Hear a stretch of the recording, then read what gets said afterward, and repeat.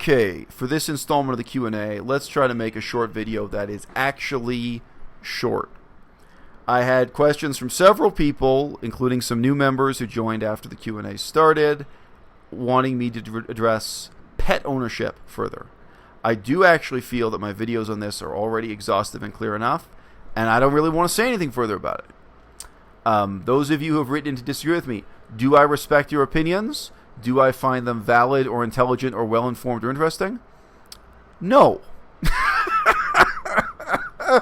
I think the responses to what I have to say about pet ownership have been astoundingly stupid, counterproductive, people indulging in self-delusion, and they've avoided addressing any of the points I raised in my video. So why should I respond to what you have to say? You've completely avoided dealing with the very real moral problems I've presented to you. Okay? How do you justify buying a dead cow, chopped up and put in a can, and feeding it to your cat if you're a vegan? Why not just admit you can't justify it? Why not admit it's a problem and a contradiction? We can move forward if you can admit that. But if you can't, I mean, I described at length in an earlier video the quandary of a vegan, a hypothetical vegan, who has in 2 separate rooms of his house pet cats and pet rats. Every so often, he kills some of the rats and feeds them to the cat. Horrifying. Terrible. Unforgivable. Okay, so why is it not horrifying and unforgivable when he goes out and buys a dead animal in a can to feed it to another animal? This is speciesism, what we're all supposed to be opposed to, but in fact, all vegans indulge in at great length. All right? Now, I've said a million times, real life is full of contradictions and nuance and complications. In real life, you know, if you rescue an endangered tiger and you're going to keep it in captivity, even if you're planning to reintroduce it to the wild as soon as you can, every day you've got that tiger in captivity, you're probably killing cows and lambs and other things to keep that tiger alive. Life is not perfect, but maybe you personally have to make the hard decision to try to keep that tiger alive, killing other animals to do it. It's a moral quandary. It's a moral contradiction. But in that case, you're doing it in order to prevent an endangered species from going extinct. And you're doing it, hopefully, to try to reintroduce that tiger into the wild, not to keep it in a zoo forever, or not to keep it in a circus, not to keep it as entertainment or a pet. So the justification for that, if the cat is just to be a pet, just to make you happy, just so your kids can play with it, just so it can decorate your couch, this becomes immoral again in many of the same ways that keeping zoo animals is immoral. But oh no, this is unthinkable. To compare keeping pets in your personal menagerie, in your house for your entertainment, to think that this is in any way comparable to a zoo. Oh no. And yes, we've had such incredibly intelligent responses to this saying, oh no, it's different because I love them. Yes, well, you've certainly convinced me. If you found the paradigm I presented of the vegan who owns pet rats as well as pet cats, if you found that horrifying, why would it be more or less horrifying if I, as a vegan, let's say inside my house I have 40 cats. I've rescued 40 cats from the streets. But those 40 cats eat a lot of meat. So in the backyard, I keep lambs. I keep pet sheep. And once a week, I got to go out and kill one of the sheep, chop it up into pieces, and feed it to the cats. How does it sound to you? Vegan? Sounds like speciesism to me. Sounds like you've decided the lives of those cats justify killing those sheep. Why not do the opposite? Why not kill the cats and let the sheep live long, natural, healthy lives? Why? What's the justification? You love them? You love the cats and you don't love the sheep? You love the cats and you don't love the cows?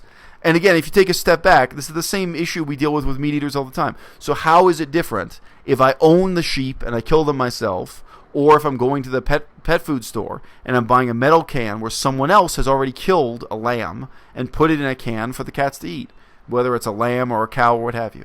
All right? I mean, you know, this is kid stuff. No, I don't respect everyone's opinion equally. I have not heard any intelligent response to this. I have heard response to this issue that are so stupid and so self-indulgent as to be absurd. And as I say, not a few people actually respect or respond to the points I made. So I really see no reason to respond to the points you made, which I do sincerely regard as too stupid to take seriously. Okay? So what is the mature attitude to take towards these things? as I've said in many, many videos, it's just to admit there are some problems we can't solve overnight. Whether we're talking about, vivisection, scientific research exploiting animals, or, there are all kinds of nasty, horrible gray areas in veganism. We're killing insects in order to raise fruit, killing animals in order to raise fruit, because you got to kill mammals a lot of time on a farm. I actually had one intelligent comment in the Q&A, but it wasn't really a question, but a guy talking about his own experience working on an organic farm. And, guess what? You kill animals, if not every day, certainly every week. You're killing mammals as well as killing insects. The whole process of farming. Yeah, okay. There are contradictions. Veganism is not some perfect mathematical formula where you manage to do zero harm and achieve a perfect spiritual good. It's not. Veganism is, as messy and internally contradictory as anything else that involves ethics, ecology, agriculture, social change. Life is not perfect. And of course, there are all the other contradictions too. They're all the time. I get questions. People want to ask me about the ethics of how clothing factories operate. Fine, good question, but it's not veganism. You want to talk about war, great, but it's not veganism. So veganism doesn't solve all problems, and you shouldn't hold up veganism next to a perfect or ideal standard. And the other point is, the fact that there are no perfect solutions doesn't mean there are no solutions. Doesn't mean there's nothing you can do. Doesn't mean you're disempowered by this discourse. You can feel empowered by recognizing the contradictions and embracing imperfect solutions for imperfect and messy problems. So one of my fans here, I think she's no longer with us. I think she's quit the Patreon. But one of my fans on Patreon wrote to tell me that she was really inspired by what I had to say about pet ownership. And she looked at her own situation with her pet rabbits. So these were rabbits that were rescued, not bought, but she did acquire the rabbits in order to entertain her children. So, they were rescued, but again, ultimately, like zoo animals or like circus animals, these animals are being kept alive, to entertain human beings as accoutrement for, a bourgeois human lifestyle. They're not being reintroduced into the wild. They're not being, they don't exist to have their own children, to live their own lives, to, prey and be preyed upon. They are being kept, they are being domesticated for our entertainment. So we can, quote, love, unquote, them. But she had followed, before she saw my videos, she had followed the advice of vets who told her that the rabbits should actually be kept entirely indoors their whole lives. And the vets have their reasons for that. If the rabbits are outdoors, they may be preyed upon. A bird of prey can come down and kill them. A fox or a badger or I think even a raccoon can come and kill a rabbit if it's in your backyard, if it's outdoors. And I think there are some other reasons, some of the diseases they can get from going out freely and eating wild grass or whatever. Okay, so, there's a rationale there for why a vet would say that. But this fan of mine, she watched my videos and she thought about it. And the basic point I made, like about penguins. Yeah, life is full of contradictions. Sometimes, for various reasons, you end up having to keep penguins in captivity to prevent them from going extinct or to try to keep them temporarily until they can be reintroduced into the wild.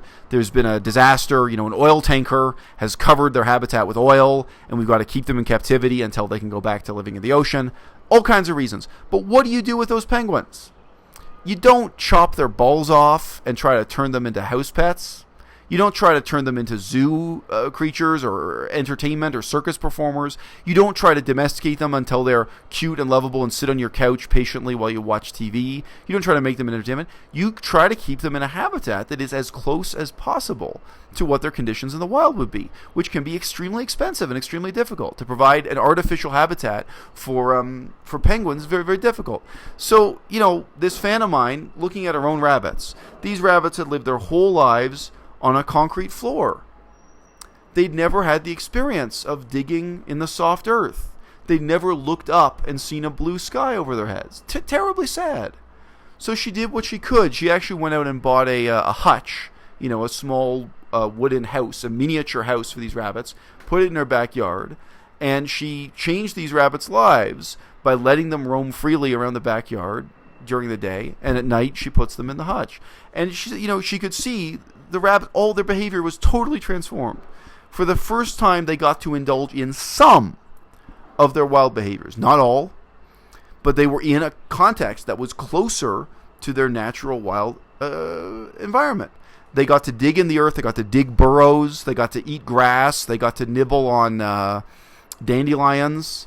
And yes, you know what? It's possible that instead of living for a greater number of years on a concrete floor and never experiencing those things, it's possible that one of these days a falcon will swoop down and kill the rabbits. It's possible that some other predator is going to kill them. It's possible their life will be cut short. But you know what? Death is a part of life. And I don't know how vegans can lack a mature attitude towards that. Yeah, you know what? Animals in the wild live for a shorter time than they do in captivity. If you think that's a justification for captivity, I think you're not vegan. Honestly, if you think that through. I mean, yes, you know what? Every lion that exists in the wild today could live a longer life if we destroyed their life in the wild, took them out of their natural habitat, domesticated them. Yeah, you know what? Every lion in Africa could be removed from the wild and put into a zoo or another man-made situation domesticated. Could be trained and could be castrated and could be fed dead cows out of a metal can. We could do that with every lion in the world. It would live a longer, healthier life. And some of you would even say it would lead a happier life and would have owners who love them. Those lions would feel loved by human beings, you think? Really, if you subscribe to that paradigm, I don't think you are vegan. I think you haven't thought through the implications of what veganism really means. And as I say, for me, the moral baseline for veganism is not domesticated animals. It's wilderness. It's looking at how animals live in the wild. Whether that's a wild chicken, which is something many of you have never seen, how chickens actually behave in the jungle, or a wild boar, not a pig that's... And again, look, I don't respect everyone's opinion as equally valid. A bunch of people wrote into me claiming that domesticated pigs are incapable of reverting to their feral behaviors. You didn't Google even what I mentioned in the earlier videos. Are you joking? Google feral pigs. In a matter of weeks, pigs that escape from farms revert to their wild behaviors, and they actually recover their characteristics, the wild characteristics, remarkably quickly. Pigs go feral rapidly. Dogs, all these claims, total pseudoscience, claiming that dogs have evolved to be human toys and lack the ability to go feral. Really? You've never dealt with feral? I've dealt with feral dogs. Google this. You think dogs don't go feral in like a couple weeks, revert to all their complex social behaviors, complex pack behaviors? So look, all this, I'm sorry.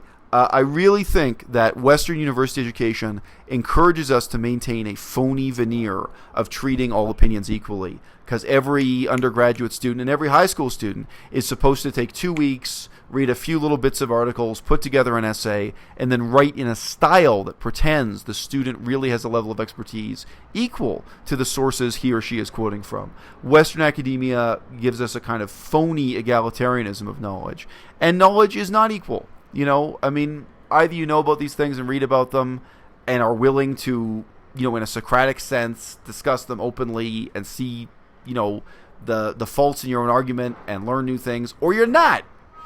And no, this is just not a case. I'm honestly, right now, I regret even discussing this in this video, because I do think my earlier videos on this subject raised a really important argument, and I don't think I've seen even one person respond to the substance of that argument in a way that's interesting or merits any further reply or comment on my point. And of course, for those of you who know, that includes Unnatural Vegan. I mean, obviously, I appreciate that Unnatural Vegan has shown me support in my recent dealing with threats of violence, defamation, with the ridiculous catastrophe that went down in Chiang Mai. But no, what she has to say about this topic, there is not even one sentence of it that I think merits serious intellectual introspection, reflection, or critique. To me, what she has to say on this topic is beneath contempt, and it is, in a word, stupid. So question 2 out of 2 here. Again, I wanted this video to be short, but I'm keeping it real with y'all. People are asking my thoughts about Peter Singer. My honest opinion about Peter Singer, just like what I've been saying about these alternate views of domestication of animals, the valorization of the domestication of animals in veganism, what Peter Singer has to say is so stupid, is so totally beneath contempt, that I see nothing in it that's worth talking about or replying to. That is how I feel now. Honestly, that's how I've always felt. I don't know what set of circumstances led to him being celebrated in the mainstream media as a major voice. He's not even really a voice for veganism, but for vegetarianism of some sort. I'm sorry, but I mean, neither in his formal writing nor in his informal interviews have I ever heard like one sentence from that guy that I respect or that I find inspiring or that I can take seriously or even that I regard as really worthy of the kind of critique that I've offered to other people on this channel. I mean, like, as bad as Direct Action Everywhere is, because I have several videos criticizing Direct Action Everywhere, I do recognize that Direct Action Everywhere are sincere and passionate vegan activists. I do recognize that they're offering a model that many people desire ardently, that they respond to with real passion. And so I really felt there was a lot to critique, that it was worthwhile to critique Direct Action Everywhere. Just being real with you, I have never seen anything of that kind of substance from Peter Singer. I got nothing more to say. I mean, if you're wondering why have I never made a video about Peter Singer, I honestly, I mean, including when you see it in his eyes, when he's talking to people face to face in a television interview, I just find what he has to say stupid. And stupidity is real. And again, this is the opposite of an academic university program approach where we're supposed to pretend everyone's opinion is equally valid and equally well informed. If we're really being honest, then we have to be honest about our own feelings, about our own impressions, about our own judgments. And, we have to be honest about stupidity also. So, I mean, some of the, some of the examples, Peter Singer, what he says about disabled babies, his kind of whole phony utilitarianism approach to reality. I don't want to talk about any of it. I'd rather talk about the philosophy of Arthur Schopenhauer. I'd rather talk about Nietzsche or Hegel. I mean, Hegel is terrible. Hegel is a moron, but at least it's influential. I mean, I don't know. We could talk about Karl Marx. We could talk about anything. I mean, what Peter Singer has to say, his philosophy related to vegetarianism, honestly, sincerely, I just think it is so stupid that it does not merit talking about. So look, guys, I'm sorry. I hope you feel, I mean, my tone of voice here, I don't get a kick out of this. If you guys didn't ask these questions, I wouldn't have answered them. To me, there's nothing mean-spirited. There's no celebration. There's no sense. I get nothing out of it, let me tell you. Maybe I'm not even going to upload this video, to be honest with you. But, no, I mean, there are some things I don't want to talk about because I really think they're too stupid to be worth discussing.